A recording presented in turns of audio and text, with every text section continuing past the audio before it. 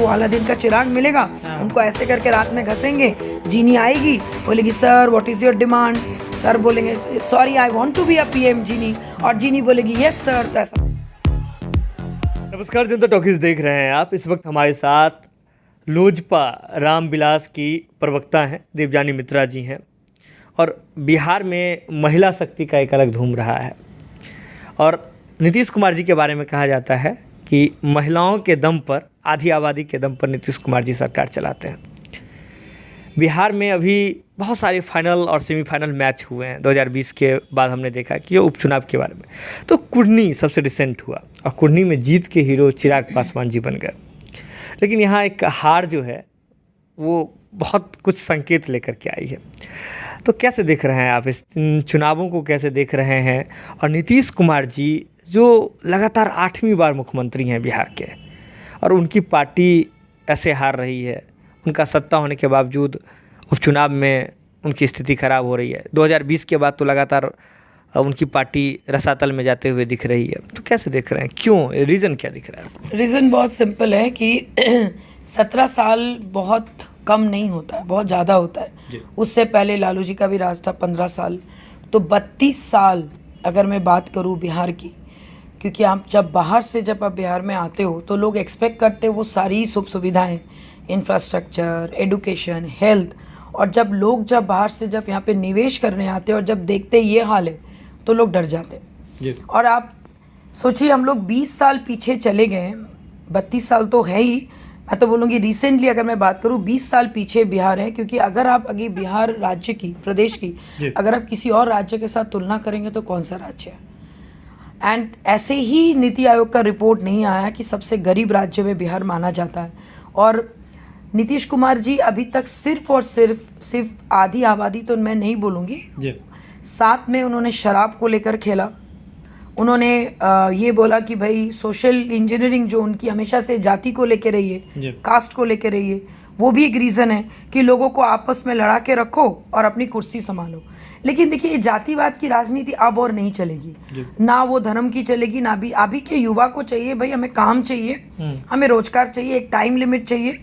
यहाँ पे मैं तो हैरान हो गई थी सुनकर कि ग्रेजुएशन लोग 6 सालों में करते हैं, जबकि 3 साल ऑनर्स, 4 साल ये सब में आपकी ख़त्म होती है। तब जाके लोग आगे अपना मास्टर्स या ये सब करके एक रोजगार मिले और लोग अपना जॉब सिक्योर करें और आगे अपनी ज़िंदगी स्टार्ट करें।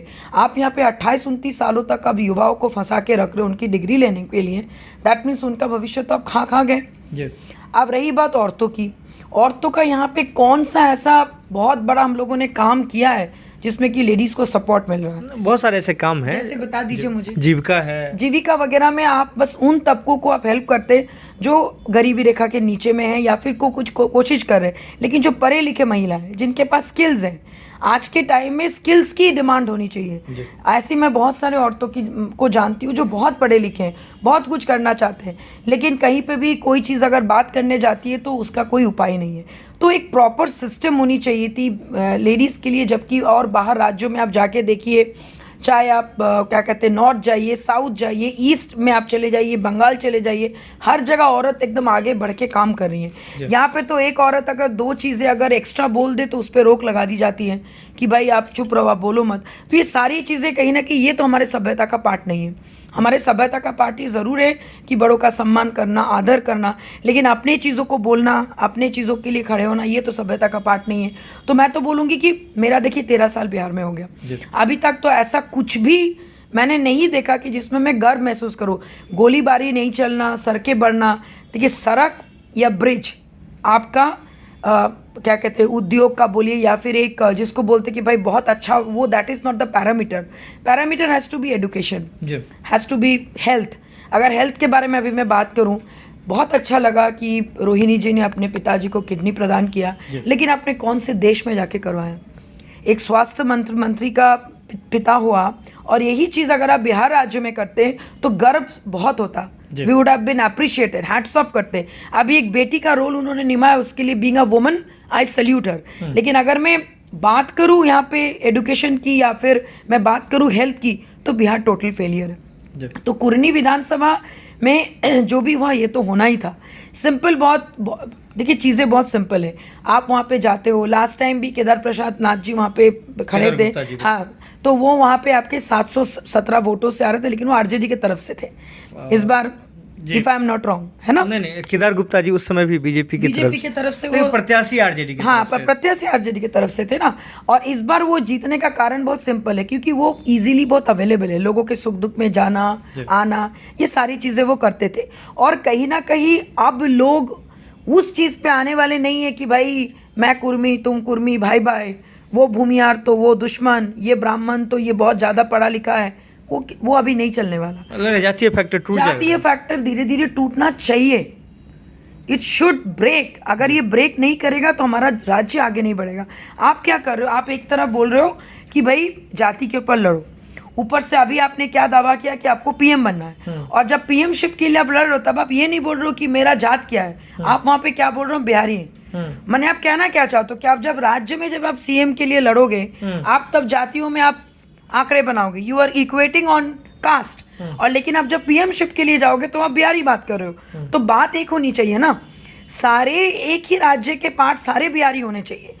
आप कौन से जाति में पैदा हुए आपके हाथ में नहीं है, मैं कौन से जाति में पैदा मेरा इसमें कोई हाथ नहीं है, लेकिन हम लोग इंसान है, बिहार के पार्ट है, वो इम्पोर्टेंट होना चाहिए। लेकिन बिहार जी लेकिन बिहार में जितनी पार्टियां हैं उनके लिए तो एक मापदंड बना हुआ है, एक लोगों का माइंड मेकअप भी बना हुआ है कि अगर किसी पार्टी की बात करते हैं तो उसके साथ ही जात जो है उसके साथ संलग्न हो जाता है।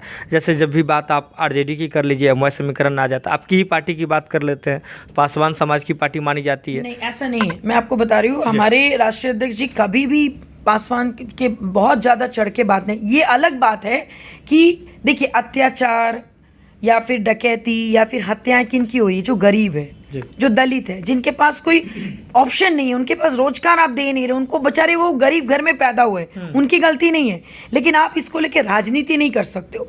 अगर ऐसा होता तो बिहार फर्स्ट बिहारी फर्स्ट का विजन ही नहीं आता। बिहार फर्स्ट का बिहारी फर्स्ट के विजन में कहीं लिखा हुआ नहीं है कि ये जात को ये मिलेगा, वो जात को ये मिलेगा। We are simply talking about Bihar first Bihari first. तो ये चीज़ें बदलनी चाहिए, और ट्रस्ट में ये चीज़ें बदलेंगी, क्योंकि अभी के युवा जो है उनको कोई मतलब नहीं है कि भाई आप कौन से जात से हो। हम लोग जब एक साथ दोस्त लोग बैठते हैं, हम लोग नहीं पूछते कि भाई तू कौन से जात से है, तूने तेरे घर का जात क्या है। We just have good time. हम लोग बैठ के हंसी मजाक करते, बात करते, चीज़ें खत्म हो जाती है। तो ये चीज़ें राजनीति में भी धीरे धीरे आ रहा है, और इसका आपका परिणाम स्वरूप आपको कुर्नी में भी देखने को मिला। अगर ऐसा होता, चिराग पासवान जी को विपक्ष के लोग बोलिए या फिर सत्ता के लोग बोलिए दलित नेता बोलते हैं, लेकिन वोट तो उन्हीं के नाम पे ज़्यादा आया, और साथ में रवि किशन जी भी आए, तो कहीं ना कहीं चिराग फैक्टर और युवा फैक्टर काम किया। तो लोग अभी अगर कुर्नी जैसे जगह में ये चीज़ें हैं तो सोचिए 2024-25 में कितनी बड़ी चेंज बिहार में आने वाली होगी। और अगर ये चेंज होगा, ट्रस्ट में ये बहुत अच्छी चीज़ होगी। नहीं, खुले तौर पर लेकिन नीतीश कुमार जी भी कह रहे हैं ना कि 24 में जा रहे हैं, राष्ट्रीय राजनीति में उतर रहे हैं, पीएम फेस बन रहे हैं। अब क्या लगता है किस रणनीति के तहत जब आप कह रहे हैं? जी, मुझे एक बात समझ नहीं आते, what is the parameter of being a PM? Parameter क्या है पीएम बनने का? सिर्फ आपके पास 273 सीट या 40 सीट को आप लेके जाएंगे, या आप अपने जेडीयू का विलय करेंगे, प्रलय करेंगे, वट एवर XYZ ये लोग बोलते रहते हैं, हम लोग सुनते रहते हैं, लेकिन मेन है कि भैया आपने काम क्या किया। बिहार का विकास को देख के ना करेंगे, और आप अकेले एक उम्मीदवार नहीं हो। ममता बनर्जी तो उनको सपोर्ट नहीं कर रहे हैं, केजरीवाल है, साउथ के नेता हैं, एंड भूल मत जाइए अभी भी ऑनरेबल पीएम नरेंद्र मोदी जी ही भी हैं, एंड लोगों के आज भी वो चाहिए लीडर है। युवा बोलिए, पुरुष बोलिए, महिला बोलिए, उनके तरफ देखते हैं। ये बात हम लोग सब नहीं तो फिर डिजिटल इंडिया अचानक से कोविड के टाइम पे इतना पॉपुलर नहीं हो जाता। गांव-गांव पे लोग डिजिटली स्मार्ट हो गए। तो बहुत सारे पैरामीटर्स हैं, और वहाँ पे जाके वो बिहार वासी को ये बोलेंगे कि नहीं आप लोग भी हमारे लिए प्रे करो, प्रार्थना करो, वोट करो, जस्ट बिकॉज आप बिहारी हैं। तो ये इंजीनियरिंग अब वहाँ पे चलने वाली नहीं है। तो ठीक है, इट्स गुड, ड्रीम देखना चाहिए, सबका लालसा होना चाहिए। उनका भी आंकड़ा क्या कहता है कि भाई हम 8 बार तो सीएम बन गए, अब बस एक पीएम की कुर्सी छूटी हुई है, अब उस पर भी एक टिक मार्क लगा दें और 5 साल हम राज करें, फिर आराम से अपना रिटायरमेंट हम ले लेंगे। ये उनका प्लानिंग है मन में। और कुछ लोग हैं जो उनको चढ़ाते रहते हैं सर सर आप में पीएम मटेरियल है, you should go and you should fight for it. और उनको ये लगता है कि भाई कोई उनको अलादीन का चिराग मिलेगा, उनको ऐसे करके रात में घसेंगे, जीनी आएगी, बोलेगी sir what is your demand, sir बोलेंगे sorry I want to be a PM genie, और जीनी बोलेगी यस सर। तो ऐसा बिल्कुल नहीं होगा, बिकॉज वहाँ पे यस मैन वाले पॉलिसी नहीं चलने वाला। वहाँ पे जीनी को भी पता है जो अपने राज्य के विकास नहीं कर पाए, तो बिहार का जो विकास नहीं कर पाए, तो भारत का विकास वो कैसे करेंगे। विकास पुरुष और विकास करने में अंतर है। इट्स गुड दैट वो बेदाग नेता है, आई अप्रिशिएट। जरूरी नहीं है कि आप बड़े नेता है तो सारे खराब काम या सारी चीजें आप खुद ही करो। ऐसे बहुत सारे लोग हैं जो उनके बिहार में चिराग जी के पर्सनल लाइफ पे टिप्पणी कर देते हैं। ऐसे बहुत सारे नेता हैं जो बकवास करके निकल जाते हैं। ऐसे बहुत सारे लोग हैं जो शराबबंदी के नाम पे ढोल पीटते हैं, लेकिन शराबबंदी होती नहीं है। ऐसे बहुत सारे नेता हैं जो एसपी एसएसपी या फिर एडमिनिस्ट्रेशन में जितने भी बड़े नेता हैं या फिर आपके एडमिनिस्ट्रेशन में जितने भी बड़े ऑफिसर्स हैं, उनको आप ज़बरदस्ती बुलवाते हैं, बोलिए बोलिए शराबबंदी सफल है। तो ये तब तक है जब तक आप सीएम की कुर्सी पर है। और वो अभी सिर्फ और सिर्फ सीएम की कुर्सी सेव किए और उनको लगा भाई आरजेडी में तेजस्वी प्रसाद है तो उनको दे देंगे। तो भाई आप होते कौन है उनको कुर्सी देने वाले? भारत का जनता तो बाद में डिसाइड करेगी, पहले बिहार का जनता को तो डिसाइड करने दीजिए कि whether we want our youth leader what you have decided. We have not decided him.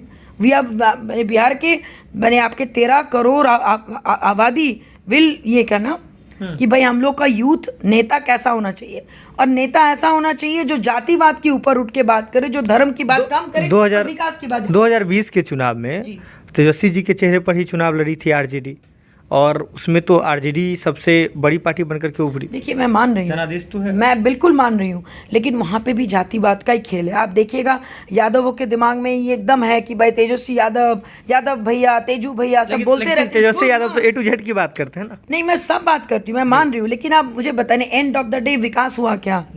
हुआ नहीं ना। मुद्दा विकास, मुद्दा विकास होना चाहिए। आप मुझे बताइए ना क्या होना चाहिए? आप क्या चाहते हैं कि आप और 5 साल और 10 साल आप लोगों को घुमाते रहिए जातिवाद पे? क्या मिलेगा? यहाँ के अच्छे लोग, पढ़े लिखे लोग यहाँ से बाहर जाके पैसा कमाएंगे और बिहार में आके शो ऑफ करेंगे कि देख मैंने बड़ी गाड़ी ले ली, मैंने घर, लेकिन मैंने बिहार में नहीं लिया। ये चीज तो नहीं होनी चाहिए ना। यहाँ पे भी तो होनी चाहिए ना। लेकिन इस तरह की चीज़ों पर जदयू के लोग, कई बड़े नेता हैं जिनसे हम लोग की बातचीत होती है, वे इस तरह की चीज़ों पर कहते हैं कि आप याद कर लीजिए 2000 से पहले का बिहार याद कर लीजिए। महिलाएं जो अभी बोल रही हैं, हर जगह आकर के बोल रही हैं, वो नहीं बोल पाती थी। मतलब महिलाओं का बोलने पे भी रोक है। यही तो चीज़ है ना। देखिए यूपी बिहार, बुरा मत मानिए, यूपी की तो छवि भी बहुत बदली हुई है। बिहार की यही चीज़ तो आप क्या चाहते कि महिला दब के रहे, बोले में हाँ जी करते रहे, तो वो बहुत अच्छी चीज़ है। और जहाँ अच्छा एक बात बताइए, तो फिर पढ़ाई लिखाई का क्या मतलब? पढ़ाई लिखाई का मतलब क्या कि अपने एडुकेशन ले लिया, घर की बहू आएगी, 2 अंग्रेजी में फटर करेगी और बैठ जाएगी। अगर वो वहाँ पे कुछ करना चाहे अलग से बाहर निकल के, तो फिर आप उसको करने नहीं देंगे। मतलब महिलाएं बोलने लगी तो गलत, महिलाएं जब नहीं बोल रही तो सही था। आप पुराने बिहार के अगर आप बात करते हैं कि जब आपसी महिलाओं के बोलने पर नहीं, आप अभी भी आप देखिए कि सही में डर लगता है कि बाहर निकलने में रात को, क्योंकि जंगल का माहौल फैला दिया आप लोगों ने। हत्याएं आरा में, अरवल में, भाई ये तो सामने आ रही है। जो सामने नहीं आ रही है वो छोड़िए ना, कोचिंग से एक बच्ची निकली, उसको आप गोली मार दिए जस्ट महागठबंधन सरकार गठन होने के 7 to 10 डेज के बीच में। तो ये क्यों होगी? अरे होना क्यों चाहिए? मुझे समझ नहीं आता कि भाई ये बंदूकें लोगों को मिलती कहाँ से है। लग रहा है कि आप जो चीज़ें कह रही हैं, जहां आप बातों को ले जा रही हैं, जिन मुद्दों को उठा रही हैं, ये बिहार के लोगों को समझ में आ रही है। डेफिनेटली आ रही है, आना भी चाहिए, क्यों नहीं आएगी? अभी तक कोई महिला बोली नहीं होगी या फिर महिलाओं को बोलने नहीं दिया गया था। Thanks to my leader Chirag Paswan sir, जिन्होंने मुझे इस रिस्पॉन्सिबिलिटी के लायक समझा कि कम से कम मैं उस महिला तक, उन बच्चों तक, उन लेडीज तक की आवाज़ तो पहुँचा पा रही हूँ कि भाई आप बोलने पे कोई रोक टोक नहीं, बोलो, जाओ, काम करो, धारना जरूरी है। देवजानी जी, एक सीधा और अंतिम सवाल है आपसे कि अगर नीतीश कुमार जी अकेले आज बिहार में अगर चुनाव हो जाता है, उतरते हैं, तो आप कैसा लगता है कि कितने सीट तक बोला? देखिए सबसे पहली बात 2024-25 तक तो वो उनके पूरे जेडीयू रहेंगे कि नहीं, मुझे कोई आइडिया नहीं है। अकेले लड़ने के दम तो छोड़िए, वो अकेले चुनाव लड़ने का वो खुद ही नहीं सोचेंगे, जीतना तो दूर की बात। और भूलिए मत, जेडीयू को तीसरे नंबर की पार्टी बनाने वाले जो हमेशा चिराग मॉडल बोलते हैं ना, तो दैट गुड कार्य has been done by our party. अब मान रहा है डेफिनेटली, क्यों नहीं मानेंगे।